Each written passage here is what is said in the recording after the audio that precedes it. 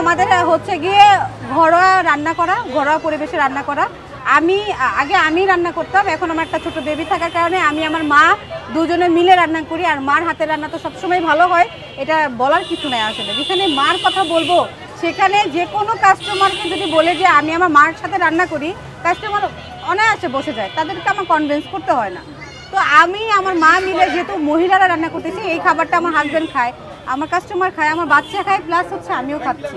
তো এটা আমি হাইজিনিক মেনটেন করে প্রত্যেকটা খাবার আমি তৈরি করি। আমার খাবারে আপনি অন্তত ঘরোয়া রান্নার ফিল পাবেন, এই কারণে আমার কাস্টমার আমাদের দোকানে আসবে খাওয়ার জন্য।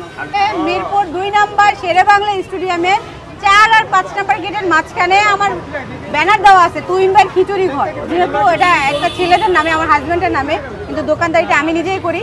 আর সহজ ভাষায় বলতে গেলে অ্যাপেক্সের উল্টা পাশে, যে অ্যাপেক্সের শোরুম আছে ঠিক তার উল্টা পাশেই তুইনবার খিচুড়ি ঘর ব্যানার দেওয়া আছে। আমার হাজব্যান্ড থাকে আর আমি তো সবসময় আসি।